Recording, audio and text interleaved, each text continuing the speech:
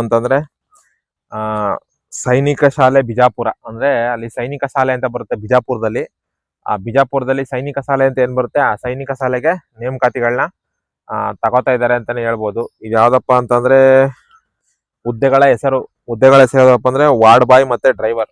Ward ಬಾಯ್ಗಳು ಮತ್ತೆ ward boy ಮತ್ತೆ ಡ್ರೈವರ್ಗಳಿಗೆ ತಗೋತಾ ಇದ್ದಾರೆ. ಅದೆಷ್ಟು ಪೋಸ್ಟ್ ಅಪ್ಪ ಇದಾವೆ ಅಂದ್ರೆ ಟೋಟಲ್ 10 ಪೋಸ್ಟ್ ಇದಾವೆ ಅಂತಾನೆ ಹೇಳ್ಬೋದು. 10 ಪೋಸ್ಟ್ಗಳು. ಮತ್ತೆ ಉದ್ಯೋಗ ಸ್ಥಳ ಬಂದು ಬಿಜಾಪುರನೇ, ಯಾಕಂದ್ರೆ ಇದು ಬಿಜಾಪುರದಲ್ಲೇ ಇರೋದು. ಬಿಜಾಪುರ ಸೈನಿಕ ಶಾಲೆ ಅಂತ ಅದು ಬಿಜಾಪುರದಲ್ಲಿ ಇರೋದು, ಹಾಗಾಗಿ ಉದ್ಯೋಗ ಸ್ಥಳ ಕೂಡ ಬಿಜಾಪುರನೇ ಆಗಿರುತ್ತೆ. ಜೊತೆಗೆ ಇಲ್ಲಿ ಡಿವೈಡ್ ಮಾಡ್ಕೊಂಡಿದ್ದಾರೆ. ಟೋಟಲ್ 10 ಪೋಸ್ಟ್ ಇದಾವೆ. 10 ಪೋಸ್ಟ್ ಅಲ್ಲಿ ಯಾವ್ಯಾವ್ದಪ್ಪ ಅಂದ್ರೆ LDC 1 ಪೋಸ್ಟ್ ಅಂತ ಹೇಳಿದ್ರೆ, ಏನೋ ಇದು ಗೊತ್ತಿಲ್ಲ. ಒಟ್ಟಲ್ಲಿ LDC 1 ಪೋಸ್ಟ್. ವಾರ್ಡ್ ಬಾಯ್ 4 ಇದಾವೆ. ವಾರ್ಡ್ ಬಾಯ್ಗಳು 4 ಇದಾವೆ. ನರ್ಸಿಂಗ್ ಸಿಸ್ಟರ್ 1 ಪೋಸ್ಟ್ ಇದೆ. PEM ಮತ್ತು PTI 1 ಇದೆ. ಜೊತೆಗೆ ಸಲಹೆಗಾರ 1 ಇದೆ. ಮತ್ತೆ